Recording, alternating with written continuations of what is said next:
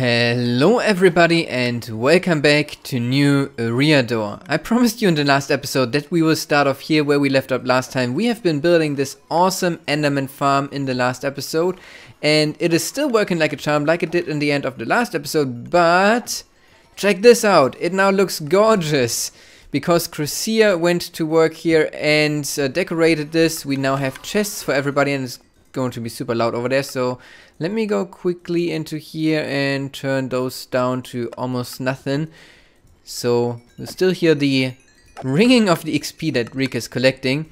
And yeah, this is just looking amazing. The room, it has now the gateway there. It has a beacon over here. It has the chests for everybody, 2 enchanting stations because 2 people can AFK here at the same time. No, not AFK, but farm the XP.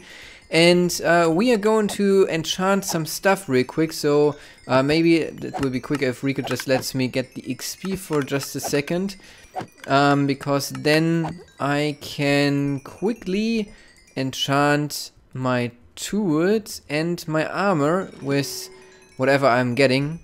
Fire aspect, I don't know if that's good.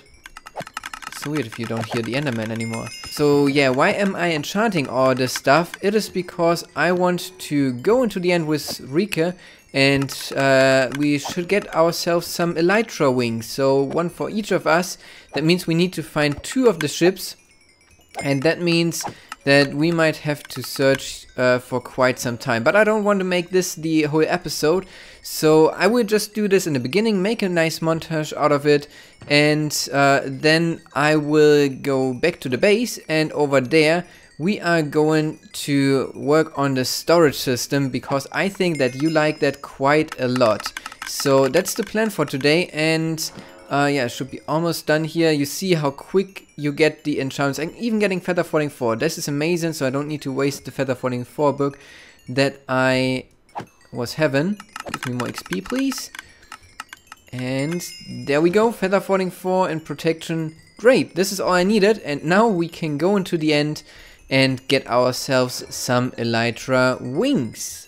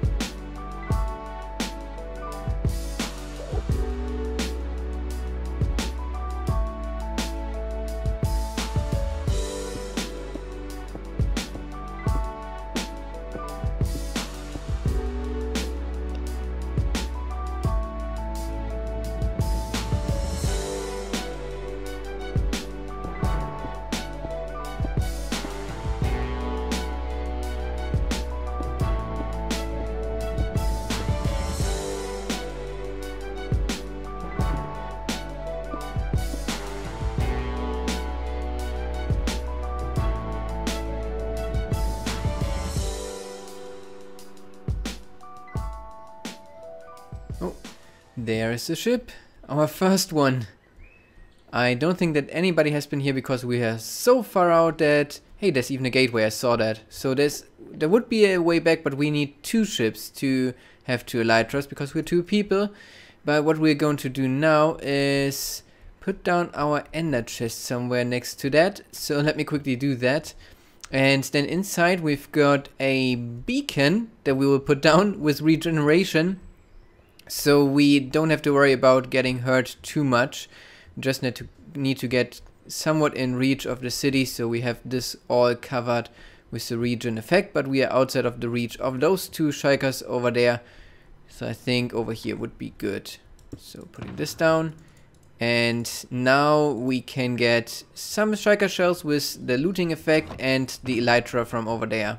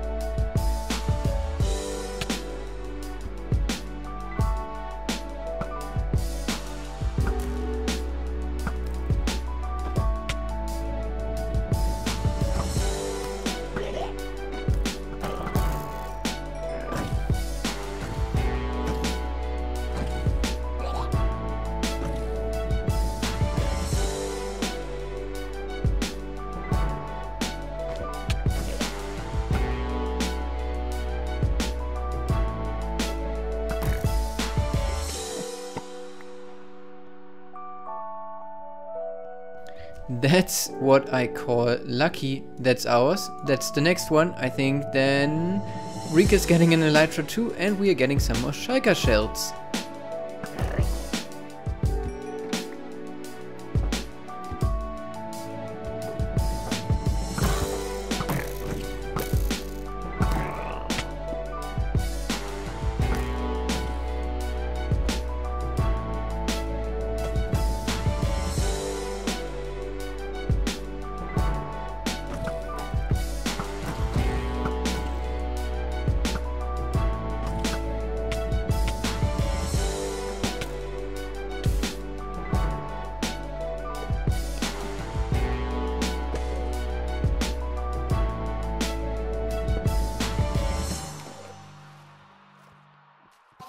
Now we looted 2 of the fortresses. We got 24 Shulker shells out of this, which means that we do have 6 Shulker boxes each. We do have 2 Elytras and a bunch of random stuff like these Curse of Binding super great leggings, which I pretty much like.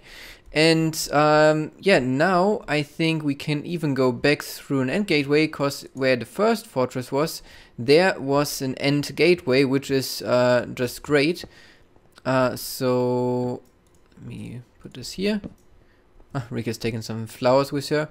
I will have a look. There it is. So let's see. This should bring us all the way back to the starting platform, so we don't even have to suicide out of here. We can just exit this the right way. And then I guess we can start doing some things with the storage. Once we have bought 2 mending books from the shopping district, a few rockets, and have been flying over our base. And that didn't work. Nope. Wait, what on... Oh my... I'll have to rewatch this in slow motion.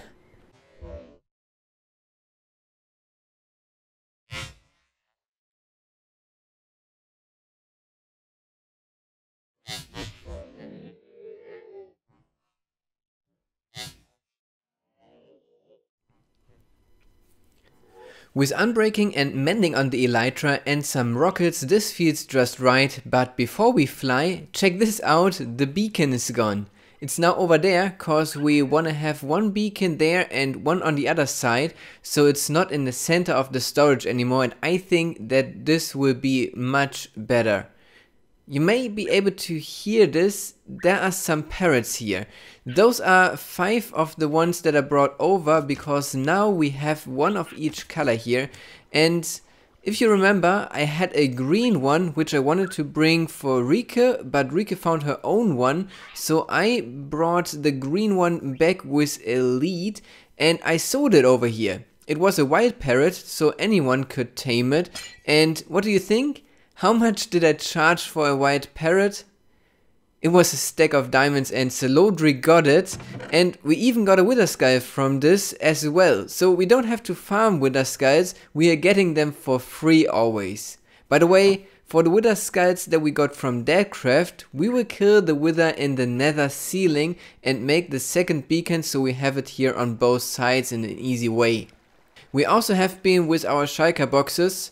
Those are of course mine, those are Rika's, as you can clearly tell, in the ice spikes biome that Skid found, and got ourselves some packed ice, cause we want to start with our storage system in a moment, and for that we need a bunch of packed ice. But before we do that, let's quickly take a flight over this base here, so you can see this from above.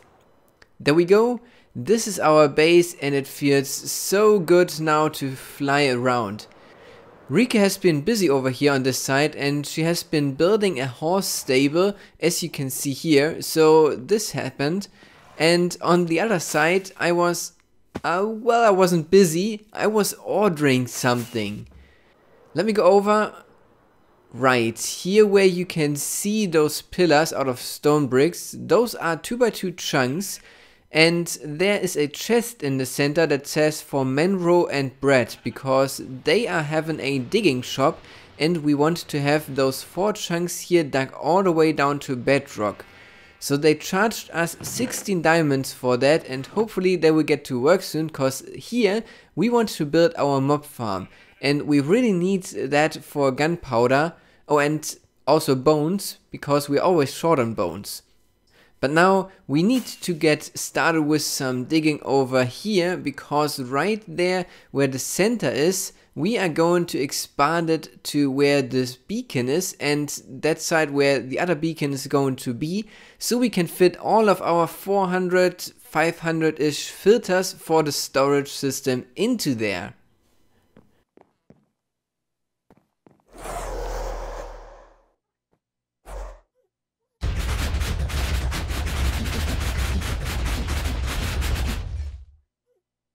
This is the moment where everything in the storage is changing, because we had those nice sugarcane on both sides and they had to be removed now, and as you can see, we have been digging. The beacon is placed and there is 2 big rooms. Those are really large, and inside here, this is where all the magic is going to happen. Actually, not all the magic, because lots of magic is happening down here and back there as well. But yeah, most of the magic with the filters and everything. So I think I want to start on this side to explain this for you. What we are already having is the ice here, where the items are being merged into these lines here. So I explained it already a couple of times. And what we need to do now is get the items there. And therefore, we'll have a huge, and with that I really mean huge, area here where there's just packed ice on the floor. That's why we're bringing over that much packed ice. You can imagine all of this stuff is going to be filled up with packed ice eventually.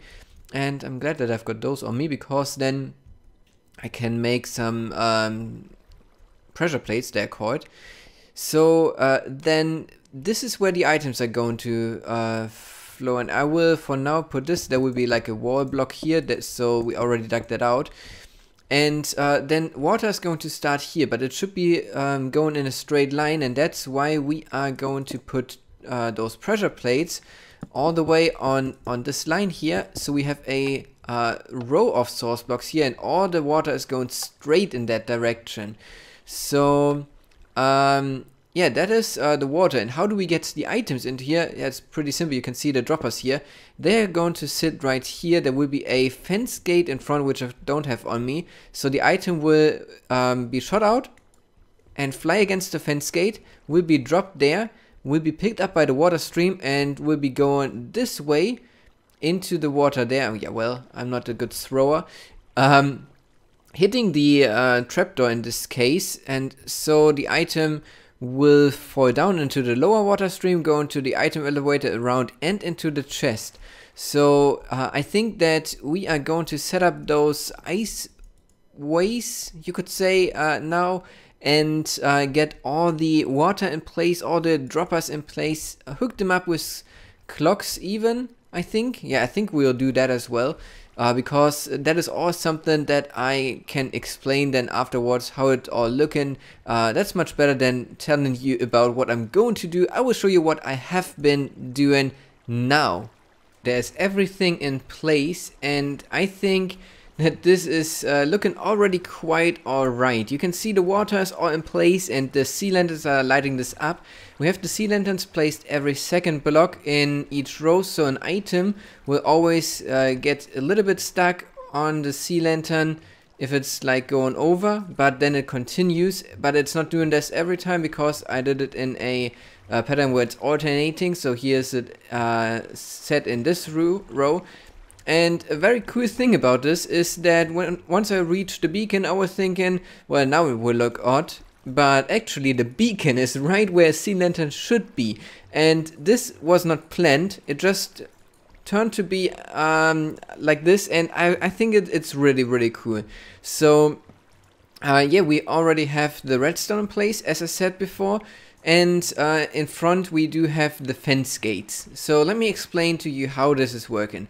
So there's a signal being taken from the dropper here with the comparator, and that is being put into a block, which is then lighting up this redstone down here. This will be detected by this comparator, which then lights the repeater. this gets subtracted from here because this is much higher than the signal here, and so this is a clock, I guess you know this. Then it's being put into the repeater, into a redstone dust, which is sitting right underneath this block and powering the block underneath the dropper again. So if I put in some items here, you can see that those are being fired against the fence gate and just being put straight into the line where they belong.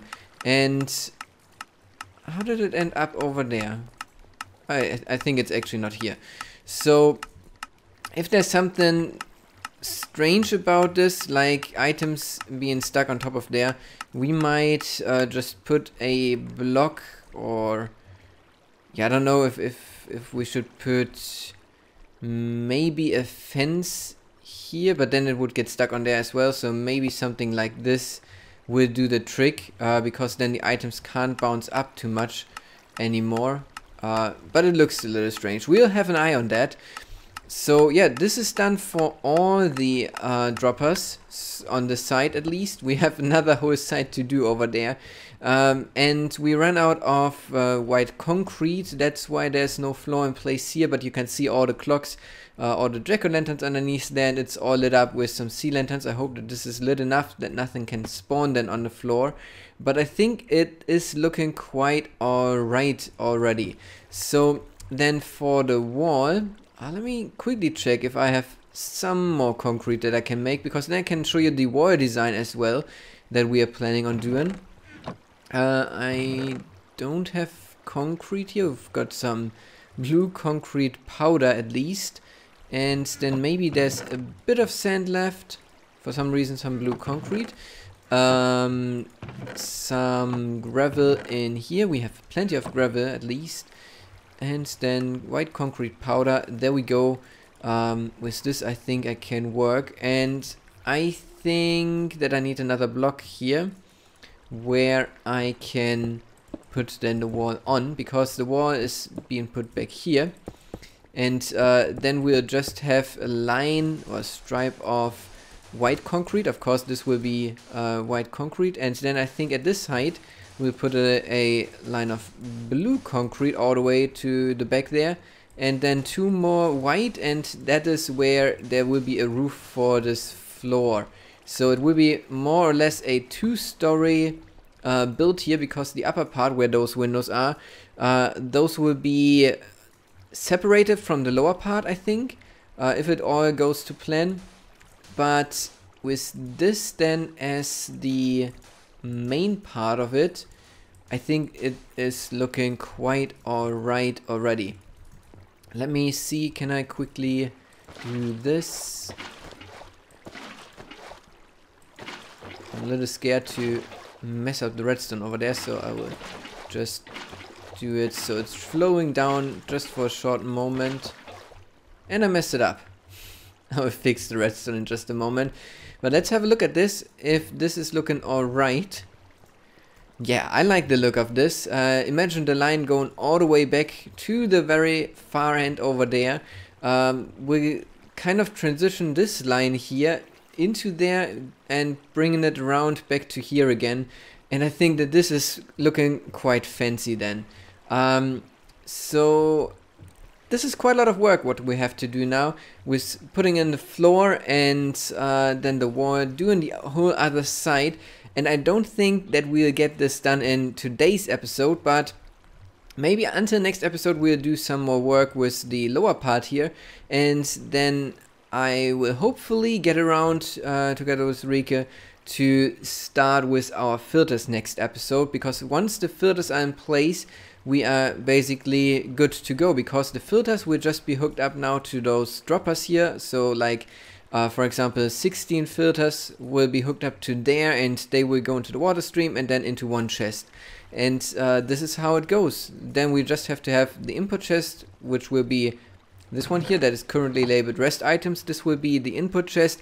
Items will be taken out, put up there, going across, and then going into the water stream, zigzagging here, so back to the front, to the back, to the front, going behind the entrance there, going here to the back, around to the front, around to the back, to the front, and the rest items that can't be filtered will be put into this chest.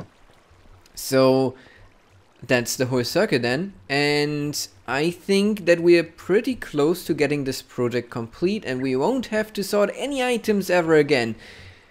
That sounds great to me. So yeah, I hope that you enjoyed today's episode. If you did, then of course feel free to leave a like, subscribe to my channel if you haven't already, and share this video with your friends, and I hope then to see you in the next one.